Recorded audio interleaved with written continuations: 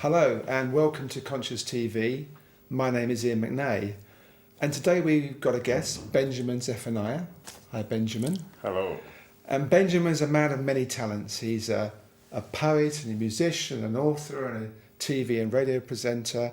And Benjamin I actually met about 3 or 4 weeks ago at Wormwood Scrubs prison in London, where there was a benefit for the Prison Phoenix Trust, and Benjamin was the performer of the evening. It was some prisoners there and some supporters of the Prison Phoenix Trust.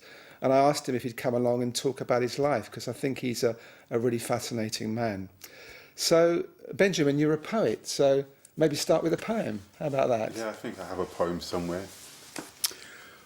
Open up your mind, make some rhythm come in. Open up your brain, do some reasoning. Open up your thoughts so we can connect. Open up for knowledge and intellect. Open up the speaker, make me blast the sound. Open up the sky, make the bass come down. Open up your eyes, make me look inside. If you want to overstand this, open wide. Open up your house, let the refugee come in. You might overstand and start helping. Open your imagination, go for a ride. If you want to overstand this, open wide. Open up your fists and welcome a kiss. Get a load of this, open up business. Open up your bank account and spend. Open up your wallet and check a friend. Open up the dance floor, make I dance. Open up your body and love romance. If you have not opened up, you have not tried. If you want to overstand this, open wide. Open up the border, free up the land. Open up the books in the Vatican. Open up yourself to any possibility. Open up your heart and your mentality. Open any door that you confront. Let me put it straight, sincere and blunt. Narrow-mindedness must run and hide. If you want to overstand this, open wide. I ain't done that for ages. I thought I would just exercise my vocals. Thank you.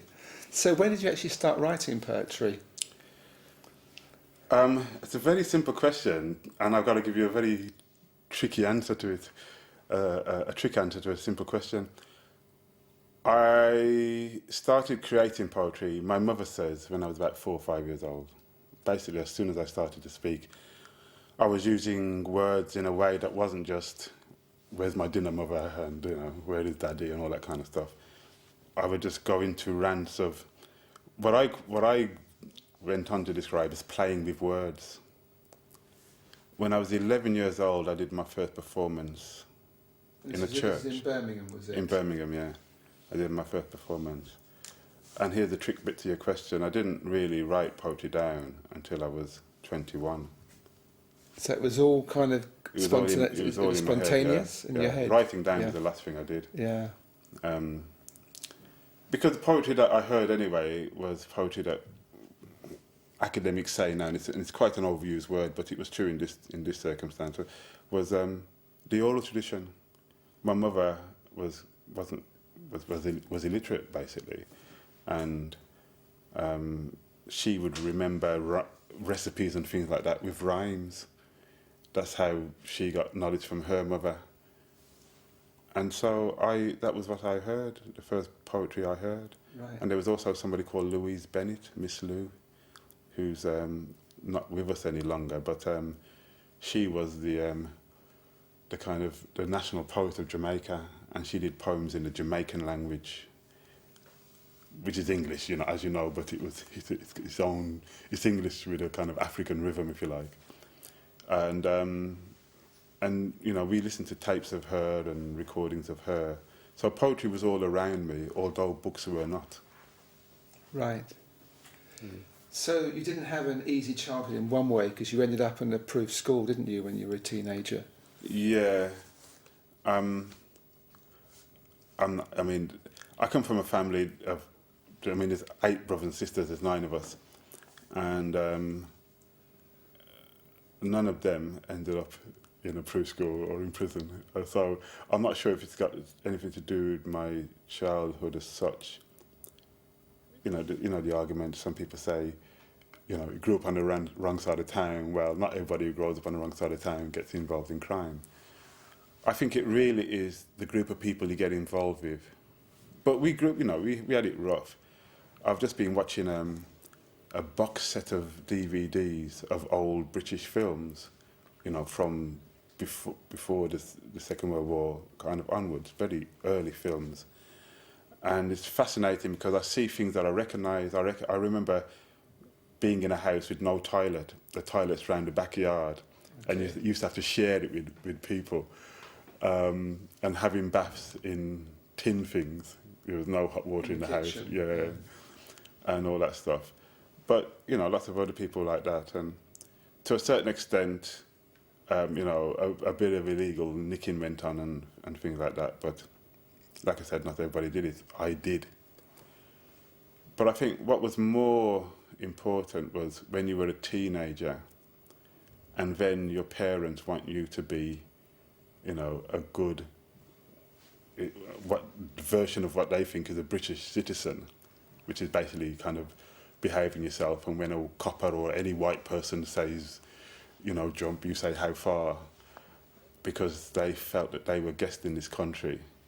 And there's us who don't feel like guests, we just feel like we're British, saying when we're told to jump, we will not say how far. It's like a rebellious type thing in one way. Yeah. It's interesting that, it's seen as rebellious, and to our parents it was. But for us it was just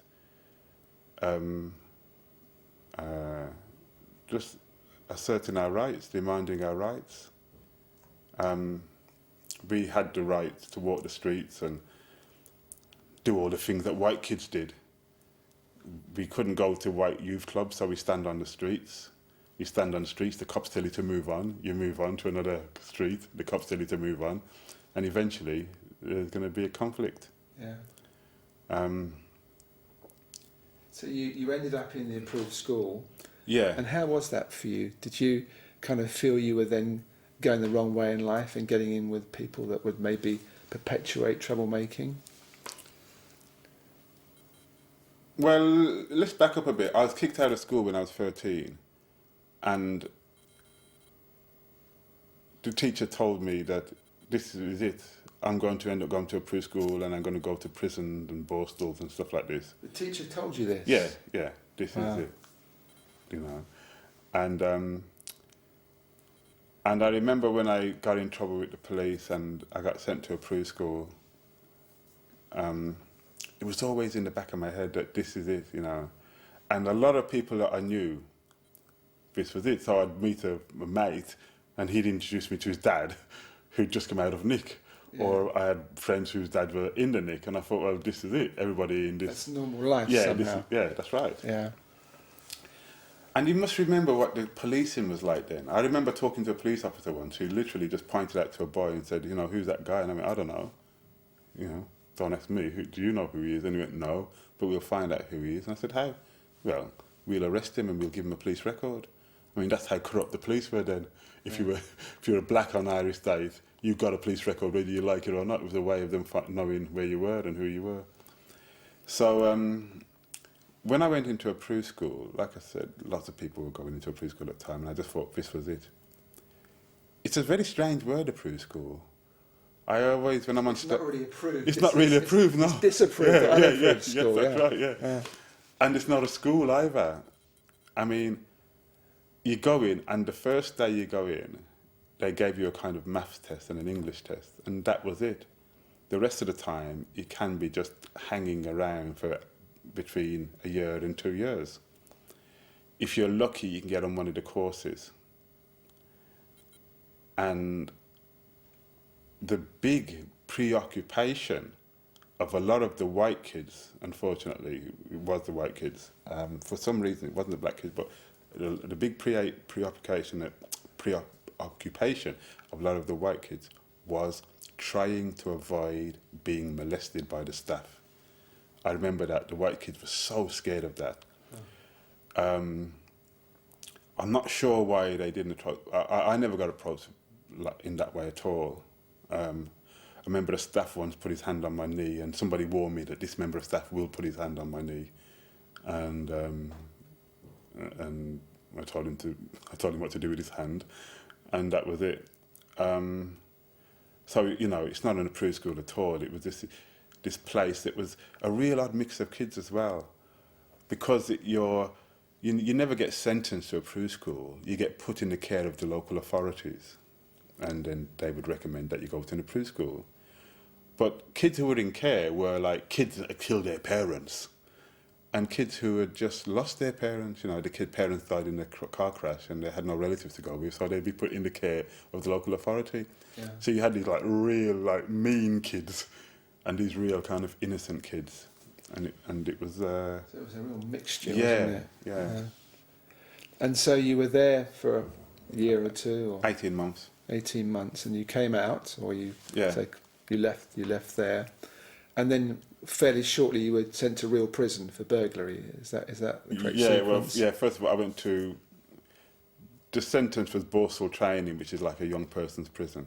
Right. So I spent about 4 months in Windsor Green prison, what's now called Birmingham prison. Yeah. And then I went on to Glen Parva, Borstal. Borstal had a really bad reputation as being very militaristic. But I was really lucky because the Borstal I went in was an experimental one, where the officers didn't wear uniforms. They did counselling in there, so you could talk to people and stuff like this. It was the first cells that had a bathroom and a toilet in there and things like this. So it's relatively human in one way. Yes, yeah. Compared to what Borstal prison can be like. There was loads of songs and stories about all the other Borstal, how hard they were breaking rocks in Dover and things like this, and we were all scared of going there. But we went to Glen Parva, and it was okay, apparently, as Borstals go. I got very sick there. I almost died. I got TB. I was into trampolining, and we were going to do a kind of display for the public with some other prisons of gymnastics. And as I was training, I felt very ill and kind of collapsed one day. And they discovered that one of my lungs had filled with water or some kind of liquid, and the other lung was half full. So I was living on like that much air. And I got shifted out and taken to the hospital, almost died. But I'm over it now. Good lungs now. At one point, I know you told me earlier that you wrote to Bob Marley and he wrote back. Was that around that time or was that earlier? That was actually later. That was later? That was, later. That was after I came out of Borstal. So it's quite something. You wrote to Bob Marley, who was presumably your hero at the time, one of your heroes, and he bothers to write you a letter back. It's extraordinary. It is, and you must understand that at that time, Bob Marley wasn't. He was quite big, but he hadn't really broke it really big internationally. And with the crowd that I moved was kind of real kind of hardline Rastas. Bob Marley wasn't the man. He wasn't the man. You know, people like Burning Spear were the big stars there. Pablo Moses. Bob Marley was seen as a little bit of a sellout.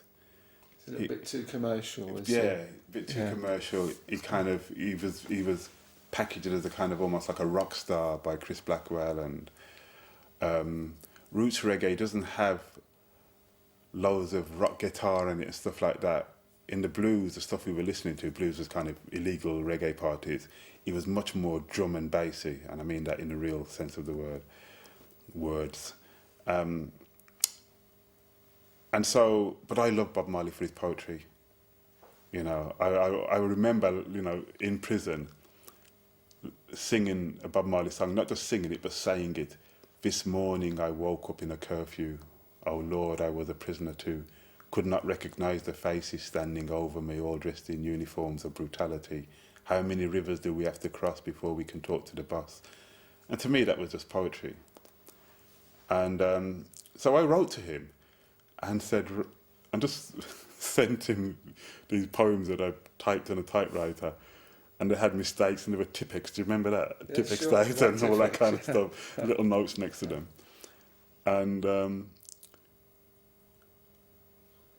And I thought, you know, maybe he gets loads of songs from people, but getting some poems may be different.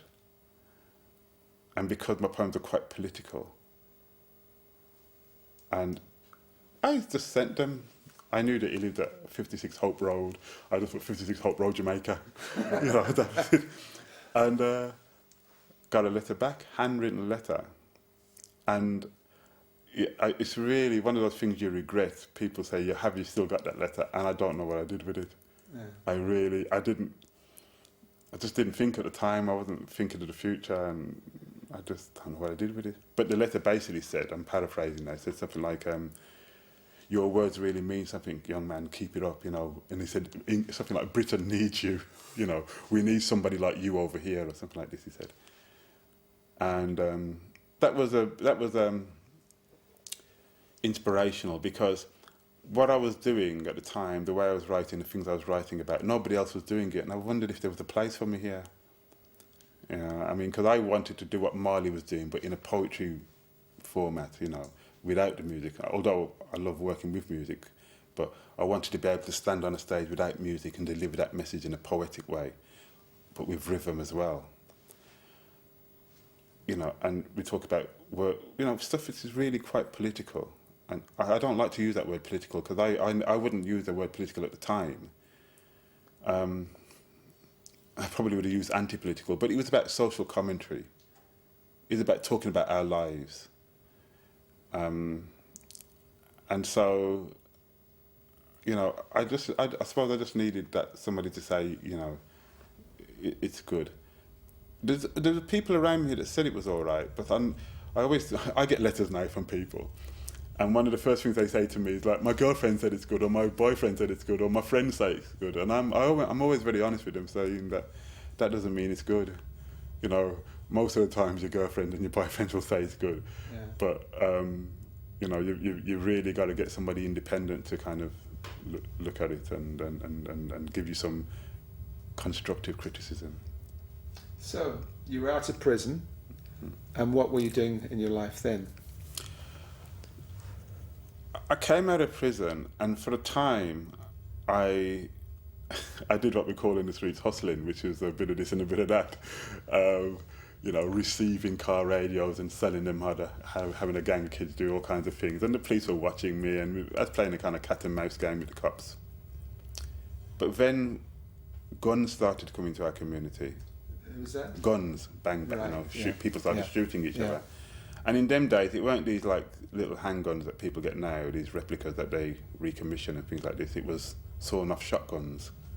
And when you shoot with them, you don't just hit the person you're shooting at, you hit people around them as well.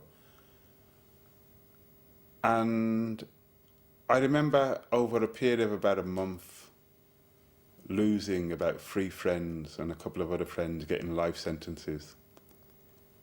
And I started to sleep with one under my pillow. Because a gun underneath your pillow? Yeah, wow. Because I started doing business on someone else's turf, and we had a little bit of a war going on. And I woke up one day and I just thought, you know, I'm no mathematician, but the law of averages says somewhere along the line I'm next. And I remember what my teacher was saying. I'll come back to what my teacher said now. What she actually said was, you're going to end up dead or doing a life sentence. So your teacher was doing you a favour in one way. In one sense. It seemed harsh at the time. Yeah. It was a kind of warning, and you remembered that. Yeah.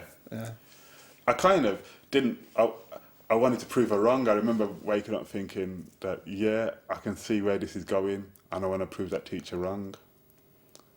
And I woke up one morning, I remember it so well, and not long ago, I met some people who were actually in the room at the time. I woke up and I went, I'm going. I'm stopping all this. I'm going to do something with my poetry. And everybody just went, come on, you know, you got this deal going down, you got that going down. And I went, no, you can do it. You can do what you want to do. I'm going. And I headed to London. But that's a huge change, just to have that realisation and have the courage to follow it. Yeah. It's one thing having the realisation. A lot of people then don't actually do anything about it. And I was so principled about it that I had money to collect. And I didn't want to collect it. I just thought it was blood money, dirty money.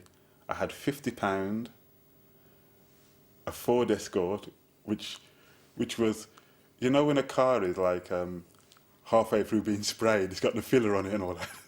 It was like that. 50 quid and a girl. And I went in the car and drove down to London. Had nowhere to stay for the first couple of nights. I stayed in the car. And after a couple of days, she went back to Birmingham. So you're just living in the car? So I was just living in the car, Huh. found an old friend, found a friend of a friend, I should say. And that was it, really. I decided to I stayed in London. Yeah.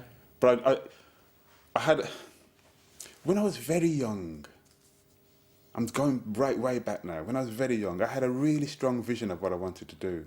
So you were like kind of 7 or 8 years old when Yes. you say, yeah. This may sound really strange, but I kind of knew I would be here. I knew the kind of things I wanted to do. I knew the kind of people I wanted to talk to. Yeah. But then I lost it. And it wasn't just going into crime. If I'd have gone completely straight, you know, my parents, they knew I wasn't going to go to university or anything like that, but they would have wanted me to do the jobs that black people did in them days, car mechanic, paint and decorator, driving buses and things like that. That would have been success for them. But I knew what I wanted to do, and then I kind of lost it for a while. And then when I woke up that day, I went, no, I'm going back to that dream. And when I came to London, I knew that in London, of course, I could have got involved in crime. It could have been much heavier. I could have earned more money and had longer sentences and all that stuff. But the difference was, I had London for me was a phrase, is a kind of a blank canvas. So it was about who I got in with, what crowd I got in with. And so when I came down to London, I started to make myself meet writers and poets and things like that. It was a completely fresh start, really, A wasn't it? completely They didn't fresh know your start. past. Yeah. Yeah. Something else we've talked about before happened, and I have to bring it up now. A few days before I left, something else happened which was a really big turning point in my life. I listened to a record by Patrick Fitzgerald Right, yeah. called Safety Pin Stuck in My That's Heart. right. Yeah, that was the first kind of... He was the first punk poet Yeah. that was well known, really, yes. Yeah. And first, I thought it was really exciting. I thought it was kind of great what he did, but there was something else that he did. He had this poem where he ends by saying, "What have we got left?" He was talking about white kids and living on a council estate. I can't remember the track, but then he goes, "What have we got left? We ain't got nothing left but reggae." And I mean, gosh. Don't worry, that's just the clock in the studio falling over. I have no idea what the time is now. Yeah, time. What does it matter? And I went like, because I lived in a black world in Handsworth, you know? There were these white people that cared. I mean, it sounds really stupid now, it's simplistic, but it was like, this white guy cares about us. And so that was in the back of my mind. So when I woke up that morning, it was like, you know, I'm gonna follow this. And I came to London. Ironically, I ended up living not very far from Patrick Fitzgerald, Billy Bragg, and I met someone called Roland Muldoon, who was very important because he'd just started developing an idea called alternative cabaret, and he introduced me to Rick Mayall, Alexis Sale, Dawn French. So I was with another gang. Yes. You know, this was another gang. I could have easily went the other way. Yeah. Because the first couple of nights, when I found somewhere to sleep, the first couple of nights, I slept with a friend of a friend, as I told you, and it was a prostitute. And her brothers and everybody else around her were pickpocketing. So they would go out at night down to the West End to get clients and mug them and things like this. And they would say, "Come," and I'd go, "No, no, no, no." Yeah. No. And I resisted that for a while and then found my artistic community. Was the temptation there, or did you somewhere you felt very strong inside? I was so broke and I refused to sign on at the time, and it was high unemployment and all that stuff, that I was kind of embarrassed that I was kind of begging them. You know, I was sleeping on their bed and getting food from them, and I had nothing to give back to them. But, you know, as soon as I got a record deal, and in them days, the record companies used to give you money, cash and stuff like that, you know, I went and gave them some money. But before that, you had your first poetry book out, didn't you? Pen Rhythms. Yeah. When you were 22 years old. Yeah. So you found a publisher, which is pretty good because it's not easy to get poetry books published. Well, I went round trying to get it published in the kind of conventional way, and I had publishers say to me, you know, "We don't publish black Rastafarians," and I met the woman who said that to me the other day, and she said I wasn't being racist. It was just that we didn't know anything about your world. And I remember saying, but okay, I'm black and I'm Rastafarian, but my poems are not just about being black and Rastafarian. You know, I know some white people that like my poems. But yeah, I found this cooperative in East London called Page One Books. And it was a real kind of alternative scene. Downstairs there was a health food shop, and upstairs were these kind of alternative people. And the idea was to get the book published, I'd have to join the cooperative and sit down and staple the pages together and all that stuff. And I was happy with that. And I did this book called Pen with him, which I don't think was a great book. But at the time, it was quite revolutionary. It was a start as well. Yeah, it was a start. It got me noticed. And it was, I think, the first book that was published in that way that made it in the bestseller list. And it was, I look at it now, and it was a pamphlet rather than a book. Yeah. And yeah, it was a great time because that allowed me to start performing. And I'll never forget sitting on a bus and somebody said, I'm going to a poetry reading. And I sat behind them and they didn't realise it's me. And they said, it's this guy called Benjamin Zephaniah, and somebody else said, the poetry's bored. And he went, no, you have to see this. And that evening, in fact, a woman said to me, a Rastafarian woman who I really know, love and respect, said to me, Benjamin, your poetry is going to get known because it's just so unique the way you perform. There's nothing like it. Now, rap is quite close to what I do, although I always say I don't rap. But at the time, looking back, it was just so different to what everybody else was doing. I mean, there wasn't no performance poetry anyway. I mean, Patrick Fitzgerald. There's people like Seething Wells, Attila the Stockbroker, which was more sort of English in its tradition, but they were kind of punk poets as well. I mean, when I started doing what I was doing, there was no scene for them and there was no scene for me. I think with Swells, we used to call him, Attila the Stockbroker, and then on the other side, Linda Kwesi Johnson and Jean Breeze, there was these two things going on: the punk scene and the reggae scene, and the punk poets and the reggae poets. And my first single was called Dub Ranting, because the punk poets call themselves ranters, and the reggae poets call themselves dub poets. But I crossed over. Right. Yeah. I was happy to do gigs in both on both stages, so I called my first single Dub Ranting. And that was I love that. I still love that title, you know, Dub Ranting. Sorry. You made quite a few records, didn't you? Because the first ones were on the Workers' Playtime label through Bill Gilliam. Yeah. And you went on to you made one that came out via Polydor. Yeah. Dub Ranting was just poetry, no music. There was one track with drums. And then I went out and performed and got noticed, and it was interesting because so many record companies came to me. There's a period of about 2 months where all these record companies came to me. And there was a couple of people around me at the time trying to be advisors to me. I'm not sure what you'd call them, advisors or hangers-on or whatever, but they wanted a piece of the action.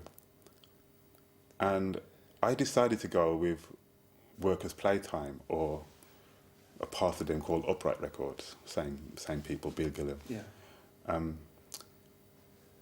And they were like, why are you going with this small independent label, you know? And I just really liked the stuff he was putting out, and I liked that when I went there, I was kind of talking to a person who was like the owner, and sure. You know, it was just so relaxed and so chilled, and we just got on so well.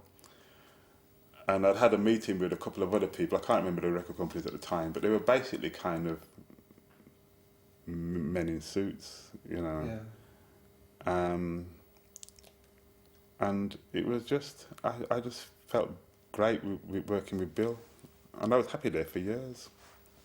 And then you moved on. You had a call from Chris Blackwell, you were telling me at one point. Chris Blackwell, of course, was the guy who signed Bob Marley, and Right. he discovered you too, and he's Yeah. head of Island Records. That was a big deal for him to call you. The timing was amazing because Bill at Upright just said to me, "We think you should move on, Benjamin." He was really nice. He wasn't sacking me. He was just saying, "Look, if you can stay if you want to, but we think you could do better at a better label."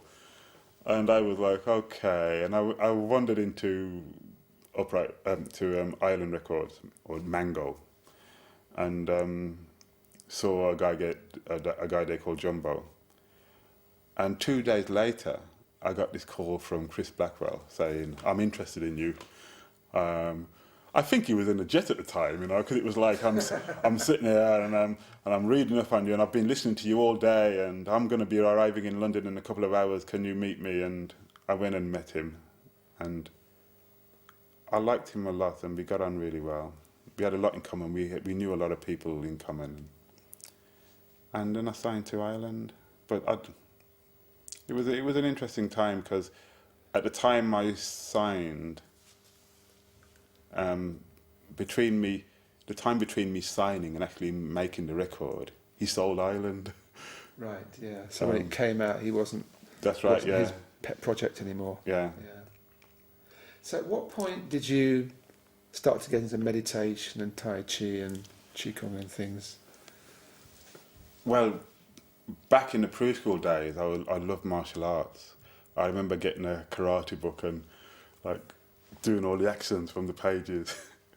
I remember one day in the dormitory, I couldn't get anybody to flip the pages over, so I took all the pages out and laid them on the floor. And as I was walking down doing what we call the kata, all the movements, looking at the pages on the floor, going right, left, block.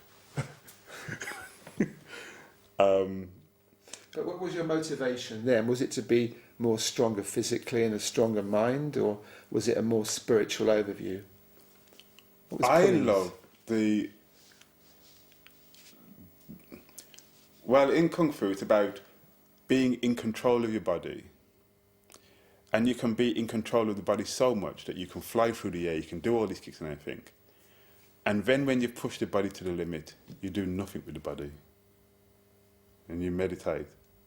And you can be so still that you're listening to the breath and you don't feel your body anymore. But what attracted you originally to that? Was it? Well, first of all, it was like most people of my generation, it was the Bruce Lee films. Okay. But I listened to the spirituality in them. He was quite a wise man, and he would put these little nuggets of wisdom in there. And so I listened to all that stuff. Yeah. So it was that kind of, that combination of things, really. But that was sparked by the Kung Fu films. And then I realised that it wasn't about the films. There was more to it than that.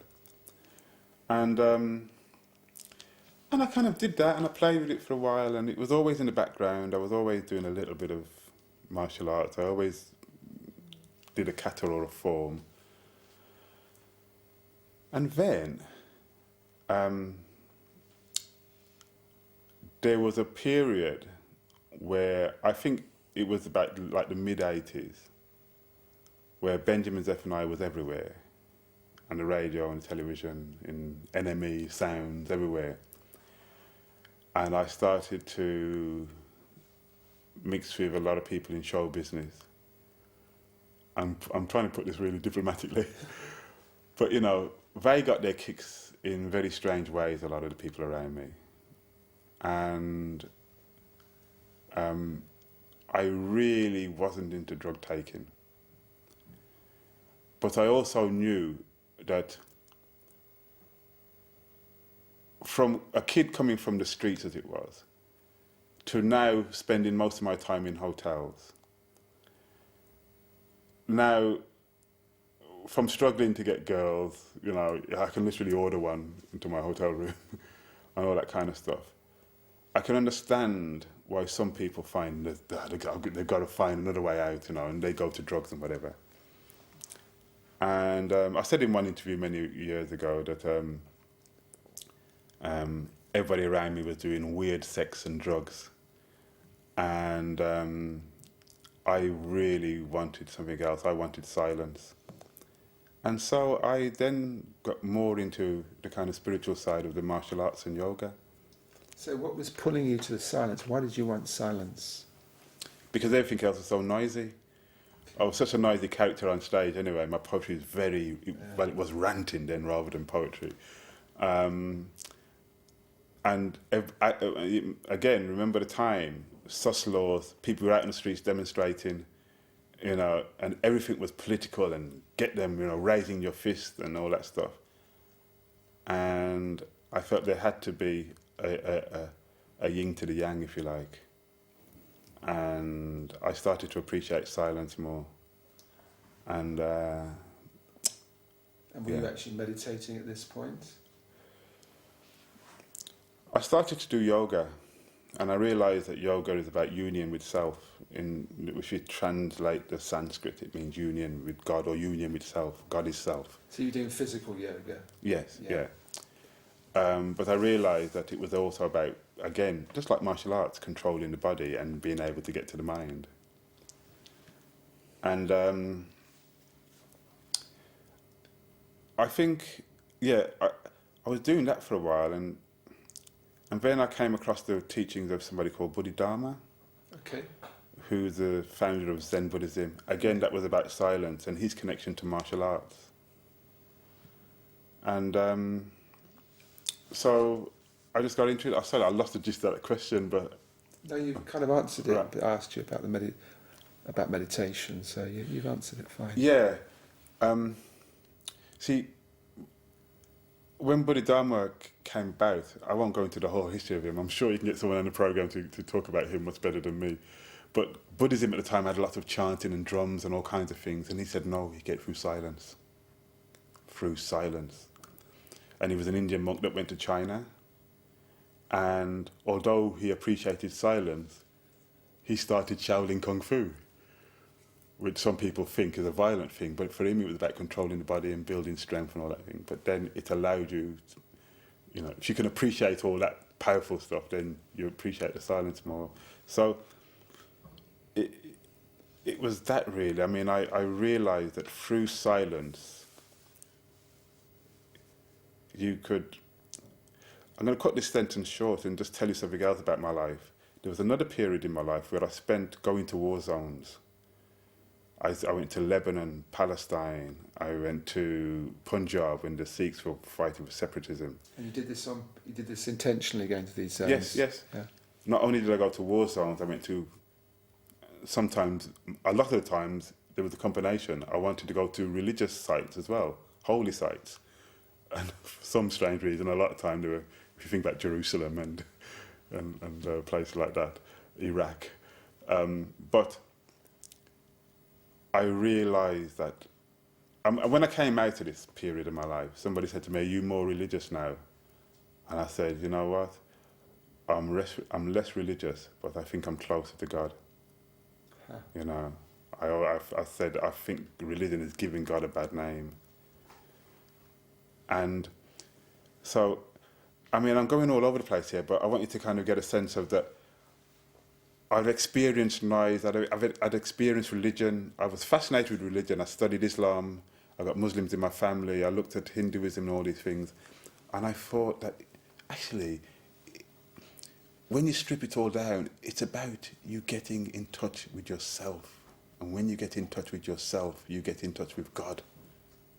And God's not about male or female, not about a man there with a wand, you know. And when we do that, we only do it to fit it into our tiny little brains, you know. It's much more than that.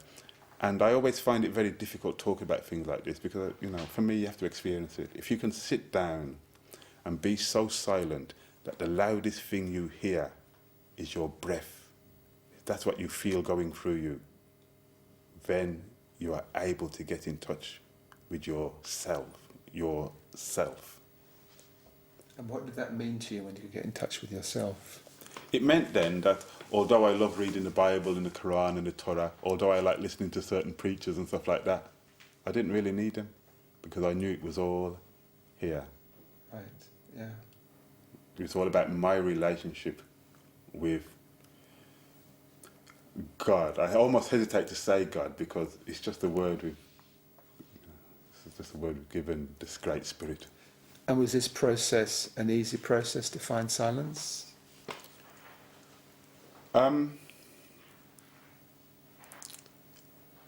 For me, it wasn't too difficult actually, because I understood what it was about. I understood what it was about, and also I'd had very early experiences of moving chi. Do you know what this means? I know what it means. Chi, yes. yeah. No, but explain it for people that are watching. Well, it's about an energy that we have in our lower stomachs. That when you learn to breathe, you can move it around the body. Gosh, it's so difficult to explain. But people will see when people see karate people chopping through bricks. You know, they can't just do it without shouting. It's about moving energy into their hands. It's more than the hand that does It's more than the hand energy that comes with it. Yeah, that's right. I understand, yeah. But when we do Tai Chi, we also move it around the body. Yeah. When we do yoga, in a very still way, we gently let it flow through the body.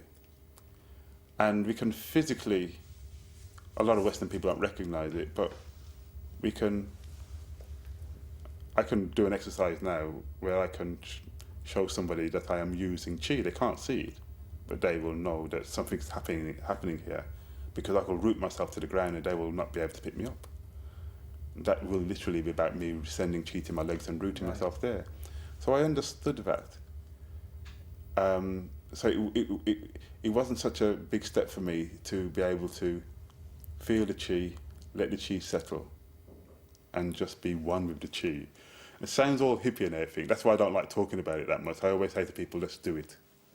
So you spent a lot of time in China, haven't you? Yeah. You were studying the Tai Chi there? Well, I went and studied at Shaolin Temple, which is where Bodhidharma started teaching. Yeah.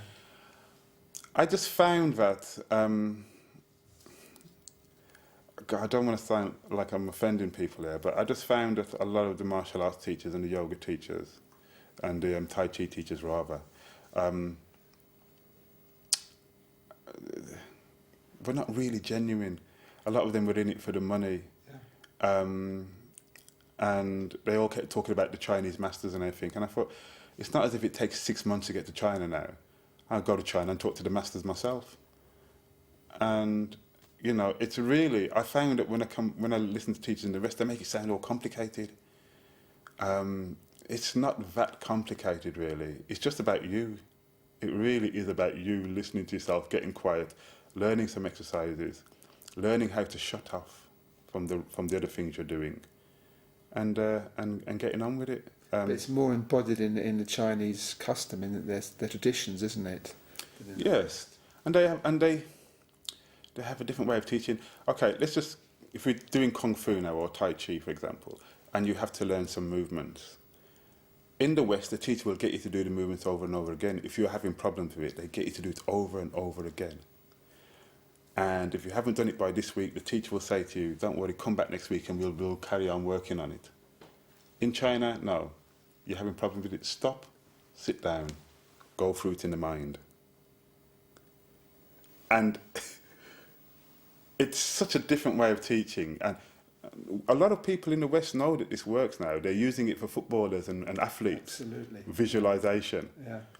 So instead of just physically trying to do it, because it's about your mind and body not being in tune, slow down, sit down, get your mind in tune with it. Yeah. And then get up and do it. And that, it's such a kind of simple way of getting yourself tuned up. There's one football, Ronaldinho, and he's not on top form now, but a year or two ago he was the best player in the world. And I used to love it when he was like about to take a free kick or a penalty. You'd look at him, there's all this chaos around him, and he was just standing there still, looking at the ball. Yeah. Then he'd go up, look at the referee, and go back again. And you could tell he was just still in his mind, and he was focused on the intent of what he was going to do. I think we've lost the ability to think about how powerful the mind really is. And we tend to, with Tai Chi and another form of martial arts I study called Wing Chun, the problem with it, when we do the movements, only 50% is what we're doing here. The other 50% we're doing in our mind. Right. So we do a punch like this. I have to visualize going through the center of my body. And when we do a punch or a self-defense move, I've got to imagine doing it really relaxed, really floppy. And that's kind of counter to the Western thinking. If you do a punch, you've got to be tensed up and you've got to use muscle. It's one reason why a lot of the martial artists in China, they respect Bruce Lee as an actor and as somebody who promoted martial arts, but they think what he did wrong was that he pumped up his body, and when he did a move, he would do that at the end of it, and kind of big up his muscles, because it's not about your muscles. Yeah. You know, we're forever telling people to relax, and they don't get it. How can I throw a punch and be relaxed? And see, you must understand that martial arts is not really about fighting, it's about controlling the body. But if you do study Tai Chi, and you are attacked, the first thing that happens when most people are attacked is their heart rate speeds up. And if you say to them what happened, they say, well, it happened so quickly. Somebody hit with somebody with a glass and somebody threw a punch and all this kind of stuff. A Tai Chi practitioner sees it in slow motion because their heart rate slows down. And if you ever see them defend themselves, you think, that's set up. It doesn't look real because they are so relaxed. And they relax because they see it in slow motion. They don't let the moment take over. They don't let everything that's happening in this world take over. They just think about themselves and just go and literally sink their chi. We've only got a few minutes left, but I wanted to just talk about a couple of things first. One thing I was fascinated about was that you were offered an OBE, an Order of the British Empire, and you turned it down. I just wondered if you wanted to tell us the story behind that. No, I couldn't really, because it's all in the title, Order of the British Empire. You know,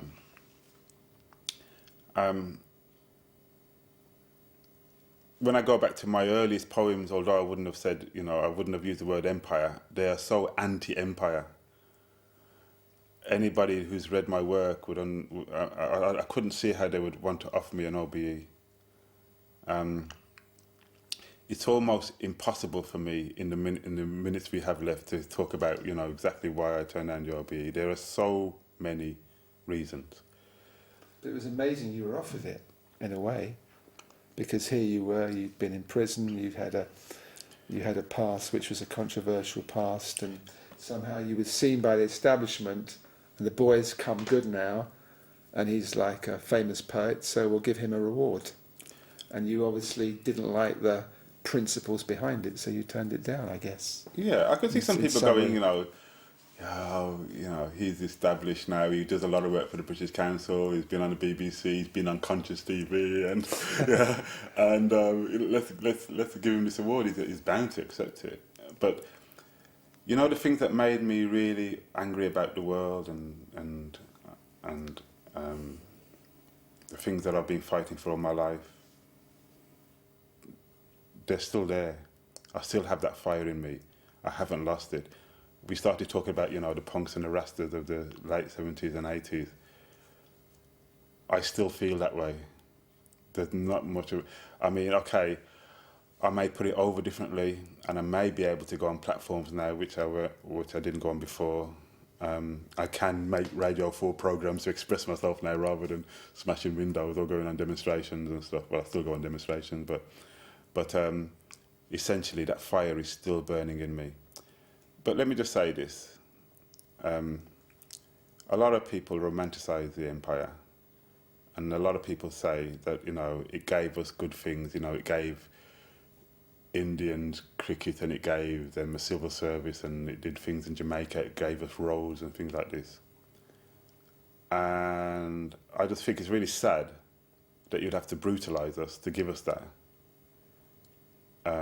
But the bottom line is this.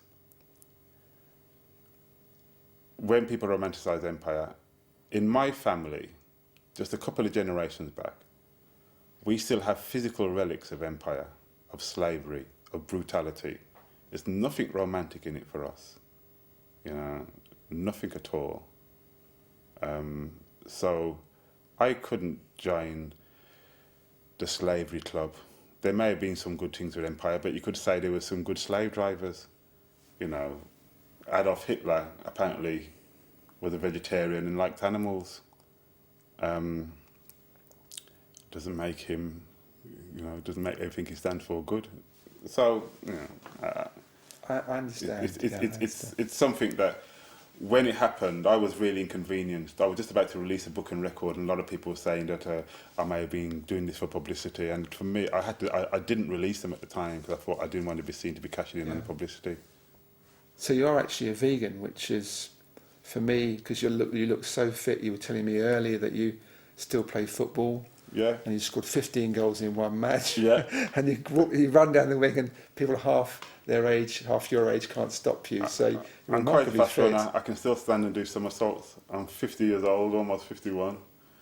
And I haven't eaten meat since I was 11. I haven't had dairy products since I was 13. Yeah. No, you're a great example of a healthy vegan. Yeah. But I ain't got a girlfriend. I'm sure that's by choice. So we do have to finish in a couple of minutes, but have you got a short poem you can wind us down with? Yeah. This one's called Who's Who. I used to think nurses were women. I used to think police were men. I used to think poets were boring until I became one of them. It's very short. Thank you. Thank you, Benjamin Zephaniah. Thank you for watching Conscious TV, and we'll see you again soon. Goodbye. Stay conscious. Stay conscious. Stay conscious, absolutely.